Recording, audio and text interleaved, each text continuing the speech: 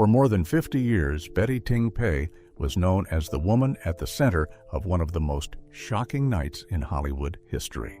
For decades, she stayed mostly silent while the story was told by everyone else. But now, 5 decades later, Betty Ting Pei is finally opening up about what really happened that night and about the relationship she shared with Bruce Lee. Join us as we look at the secrets, the silence, and the truth she says the world never fully understood. A traditional beginning. Betty Ting Pei's story began far from the flashing lights and headlines that would later define her public image. She was born on February 19, 1947, in Taipei, Taiwan, into a traditional and disciplined family. Her upbringing was shaped by order, education, and respectability. This was not the kind of household that encouraged risk or public attention. Her father was a respected doctor, and the family was deeply connected to the medical profession.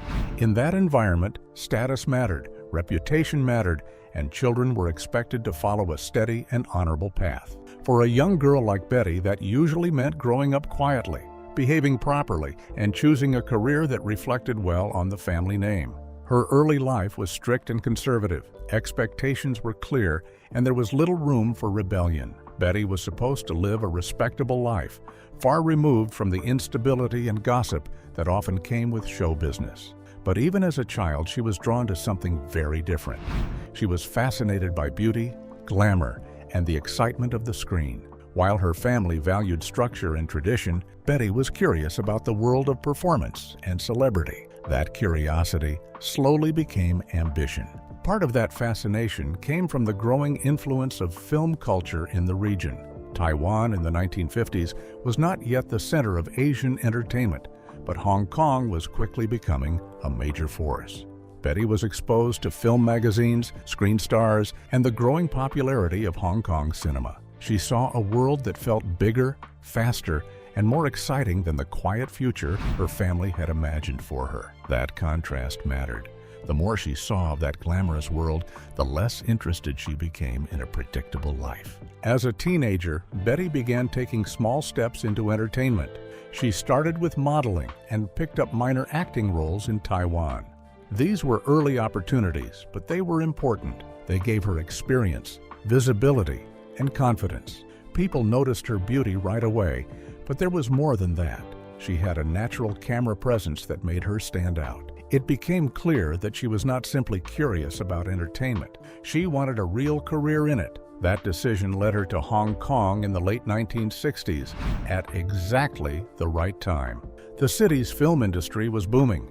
Studios like Shaw Brothers and Golden Harvest were dominating Asian cinema, and Hong Kong was becoming the center of martial arts films, action movies, dramas, and star-making publicity. For an ambitious young actress, it was the place to be. Betty entered that world just as it was expanding rapidly. Her move paid off. She signed with Golden Harvest, the studio that would later become closely tied to Bruce Lee's greatest successes. Under the guidance of studio head Raymond Chow, Betty began appearing in films across different genres. But as her profile grew, so did a certain image around her. She was often cast in roles that emphasized seduction, mystery, and danger. Again and again, she was presented as the alluring woman at the center of tension and desire. And soon that image would collide with one of the biggest names in the world, Bruce Lee. By the early 1970s, Bruce Lee was no longer just a rising star. He had become a global phenomenon. His rise happened quickly, but it did not come out of nowhere. He had spent years building his skills, developing his ideas about martial arts, and trying to break into an entertainment industry that often had no real place for someone like him. What changed everything was his partnership with Golden Harvest. That studio gave him the chance to do what Hollywood had not fully allowed him to do yet: take the lead, shape his own image, and show audiences exactly who he was. That breakthrough came with The Big Boss in 1971. The film was a huge success and immediately made Bruce Lee a major box office draw in Asia. Audiences were drawn to his speed, intensity, and screen presence. He did not fight like other stars, and he did not carry himself like them either. He had a different kind of energy that felt real and exciting. Then came Fist of Fury, which pushed his fame even higher. That film strengthened his image as a powerful and unforgettable action star.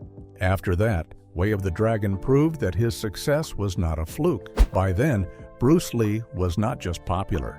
He was becoming the most recognizable martial artist in the world. Bruce was married to Linda Lee Cadwell, and together they had 2 children, Brandon and Shannon. By all accounts, his family mattered deeply to him, but his career demanded a great deal of his time and energy. Work pulled him away from home for long stretches, and balancing family responsibilities with global fame was not easy. The more successful he became, the harder that balance became to maintain. But behind the success, the pressure was already starting to show: declining health. By the time Bruce Lee entered the final year of his life, he was working harder than ever. His fame had reached incredible heights, and with that success came intense pressure to maintain his image as the strongest and most disciplined martial artist in the world. Bruce was known for pushing himself far beyond what most people considered normal limits. He believed that constant improvement was the only way to stay ahead. This belief shaped his daily routine and his approach to physical training. Bruce Lee was obsessed with staying in peak physical condition. His workouts were extremely demanding and often lasted for hours. He trained multiple times a day, combining martial arts practice, strength training, endurance exercises, and flexibility work. He was always testing new movements and techniques, searching for ways to make himself faster and stronger. For Bruce, training was not just preparation for movies, it was a personal philosophy that guided how he lived. Along with his intense training, Bruce followed a strict diet. He was determined to maintain a lean and defined physique, which meant keeping his body fat extremely low. To achieve that look, he often restricted how much he ate. Some reports suggest that during certain periods, he limited himself to only 1 main meal a day. While this helped him stay incredibly lean, it also meant his body was not always receiving the nutrition it needed to recover from the physical stress he was putting it through. That pressure reached a frightening point in May 1973. While working on the film Enter the Dragon, Bruce suddenly collapsed. Witnesses reported that he suffered seizures and lost consciousness. He was quickly rushed to the hospital, where doctors examined him. The medical team discovered that he had experienced swelling in his brain, a condition known as cerebral edema. It was a serious warning sign that something in his body was not functioning normally. After treatment, Bruce regained consciousness and eventually left the hospital. Doctors advised him to rest and take things more slowly. They warned that he needed to reduce stress on his body and allow himself time to recover. But slowing down was not easy for someone like Bruce Lee. His career was moving at full speed, and expectations around him were enormous. Instead of taking an extended break, he returned to work and continued preparing for upcoming projects. In the weeks that followed, Bruce reportedly complained about persistent headaches. Several friends later recalled him mentioning the pain during conversations. Sometimes he appeared tired or distracted, as if he were struggling with discomfort that he tried not to show publicly. Even so, he continued training, planning new films, and pushing forward with his demanding schedule. And soon, those warning signs would lead him to a meeting that would change everything. The first meeting. The first meeting between Bruce Lee and Betty Ting Pei did not look dramatic at the time. There was no public sign that it would later become one of the most talked about connections in Hong Kong entertainment history.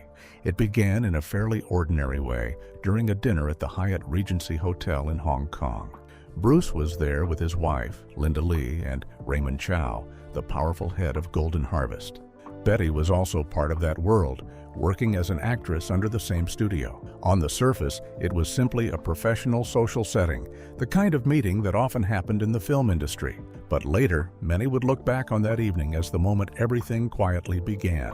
At the time, both Bruce and Betty were rising figures in the same entertainment circle. Bruce was already becoming a major star through Golden Harvest, while Betty was building her own career as a young actress with growing visibility. Because they were connected through the studio, their first conversations were likely shaped by work. Betty was part of Golden Harvest's talent pool, and Bruce was not only the studio's biggest star, but also someone actively involved in shaping future projects. Their early interactions were understood as professional, and there was nothing publicly unusual about that.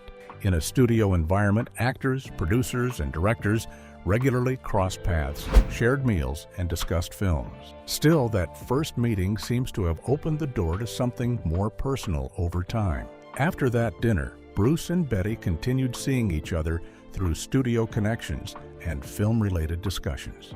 The entertainment world in Hong Kong was busy, but also tightly connected, and repeated contact between two people in the same circle was not hard to explain. At first, their growing familiarity would not have seemed suspicious. They moved in the same professional spaces, knew the same people, and were involved in overlapping creative work. But soon, the private relationship they tried so hard to protect would move to the center of a tragedy no one could control. A secret relationship.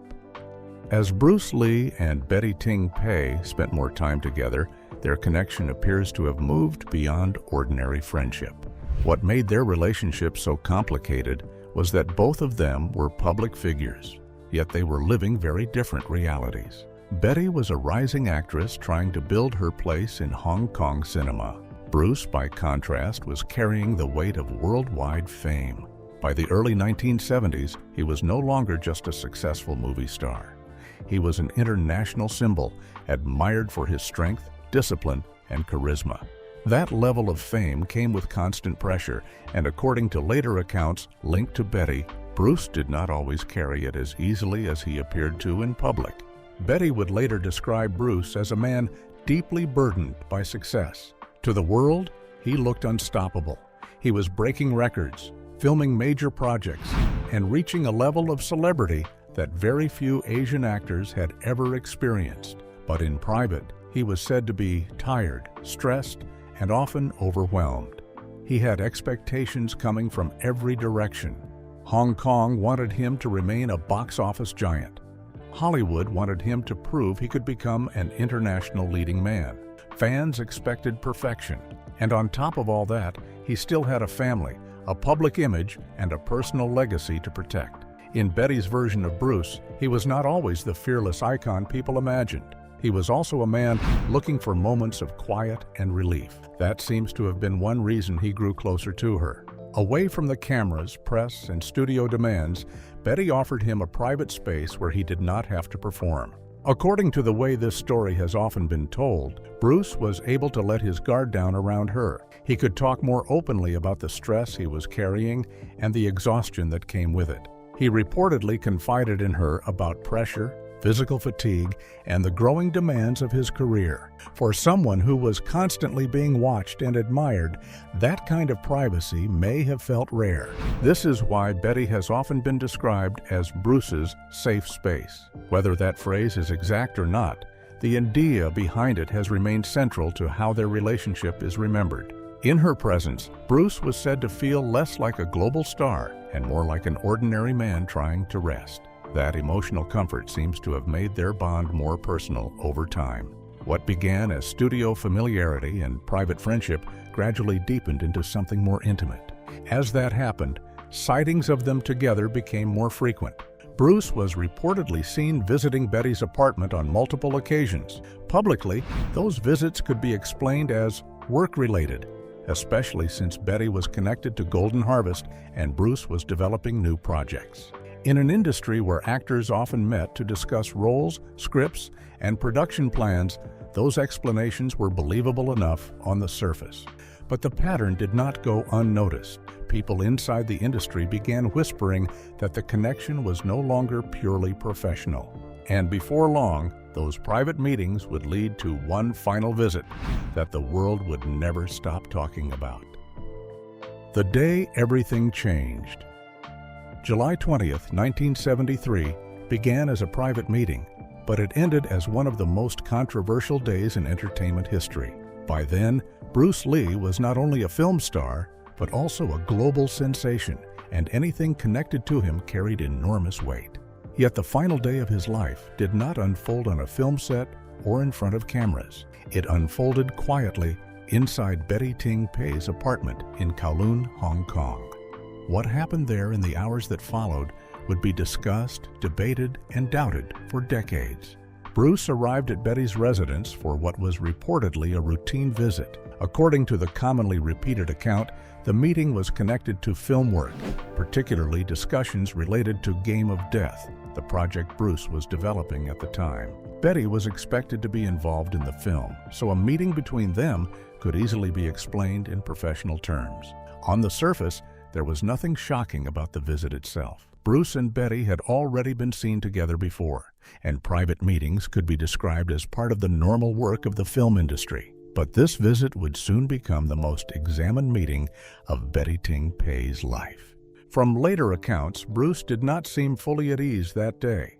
He reportedly appeared tense, restless, and physically uncomfortable. This was not entirely out of character for that stage of his life. In the weeks leading up to July 20th, Bruce had already shown signs of exhaustion and strain. He had suffered a collapse just 2 months earlier, complained of ongoing headaches, and was still working under heavy pressure. Betty would later be linked to descriptions of him looking troubled that evening, as though something was weighing on him beyond ordinary stress. Whether that was physical discomfort, mental pressure, or both, no one can say for certain. What is clear is that he was not feeling well. At some point during the visit, Bruce complained of a severe headache. That detail became central to the official version of events. Headaches were not new for him by then, but this one was serious enough that Betty tried to help. She gave him an Equagesic pill, a medication that contained aspirin and a muscle relaxant.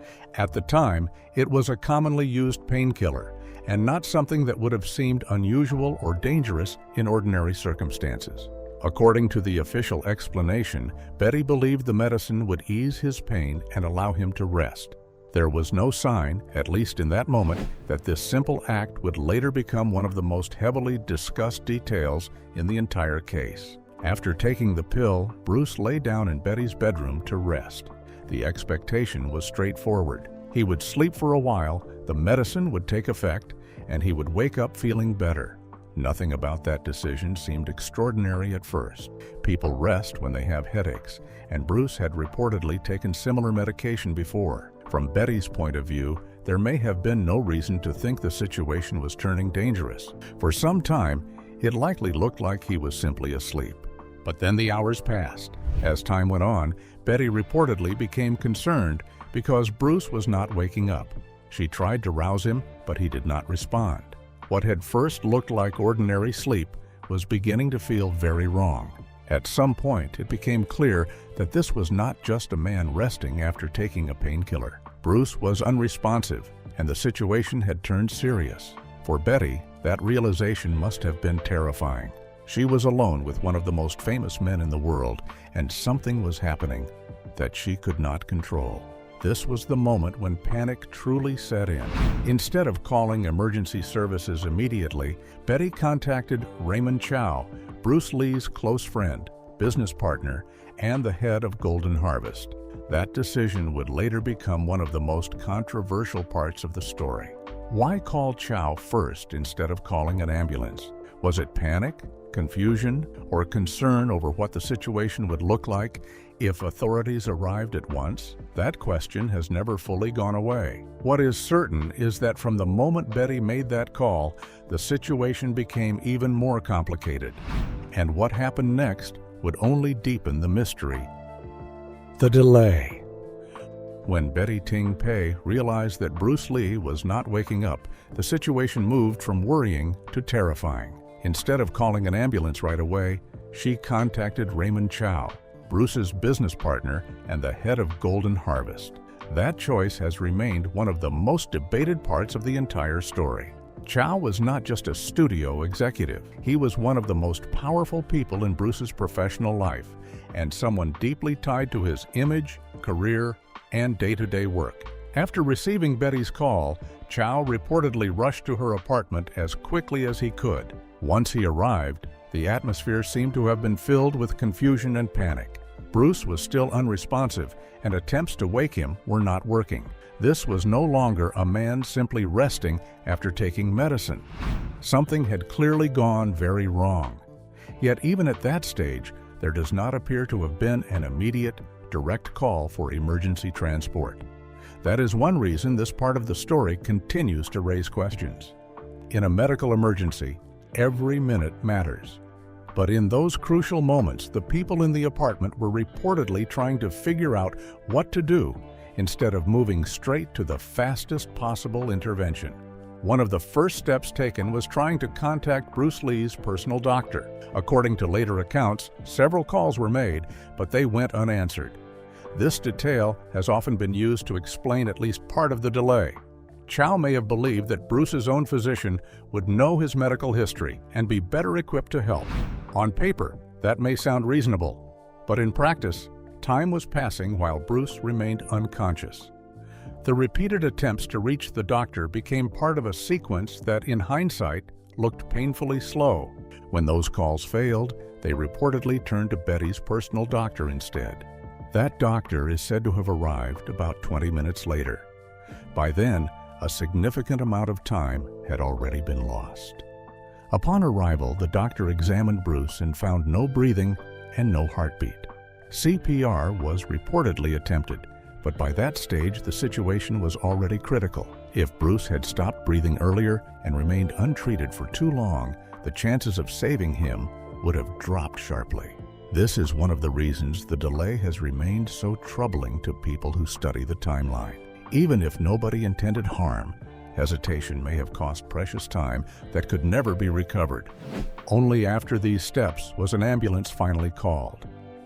Bruce was then taken to Queen Elizabeth Hospital, but by the time he arrived, it was too late. Doctors at the hospital pronounced him dead on arrival. The world would soon hear the shocking news that Bruce Lee was gone at just 32 years old. Almost immediately, the focus turned not only to how he died, but also to how long it had taken for him to reach medical care. And once the hospital confirmed his death, a whole new set of questions began. The media storm. After Bruce Lee's death, the tragedy quickly turned into a media spectacle, and Betty Ting Pei found herself at the center of it. What had happened inside her apartment was already shocking enough, but once the press learned that Bruce had died there, the story exploded across Hong Kong. Newspapers did not treat it as a quiet and painful event. They turned it into a scandal.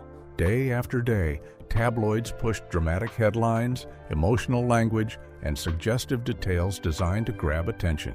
Instead of focusing only on Bruce's death, many reports shifted toward Betty herself, turning her into one of the most talked about women in the city. The tabloids were especially aggressive in the way they described her. Betty was no longer just an actress connected to the case. She was portrayed as the seductive woman at the center of a fallen star's final hours. The media leaned heavily on the image she had already been given in films: beautiful, mysterious, and dangerous. That public image, which had once helped her career, now worked against her.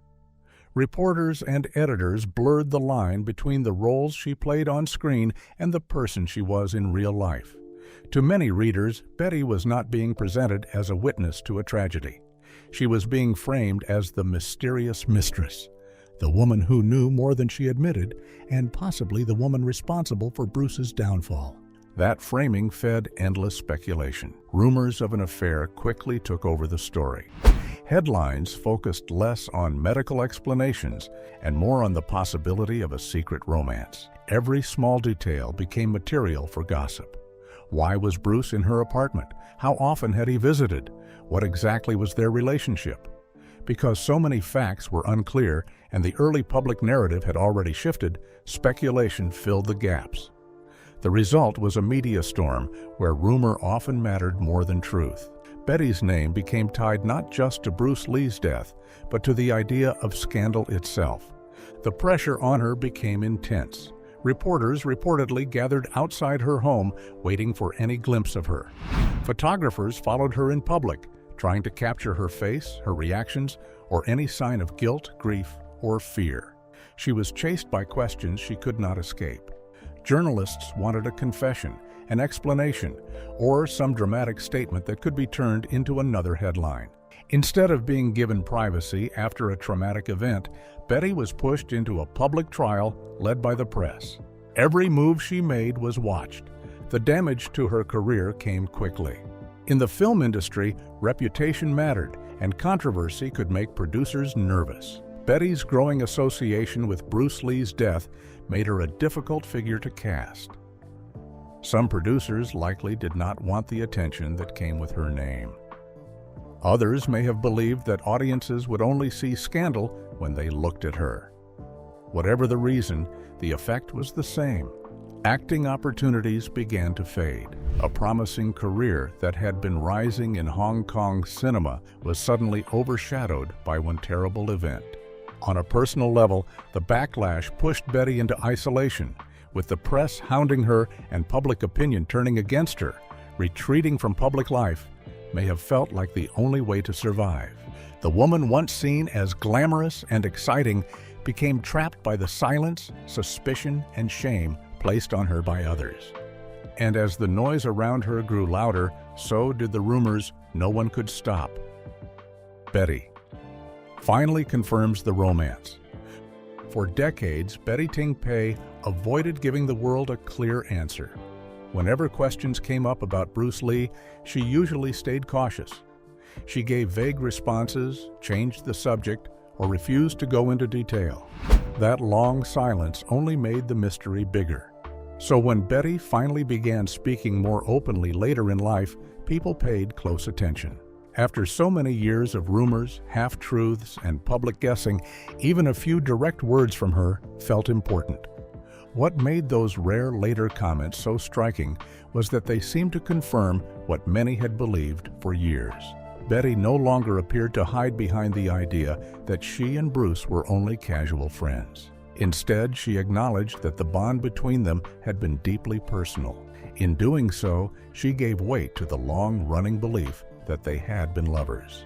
For many people, that was one of the most significant admissions ever connected to Bruce Lee's final chapter, because it changed the story from rumor to something far more real and painful.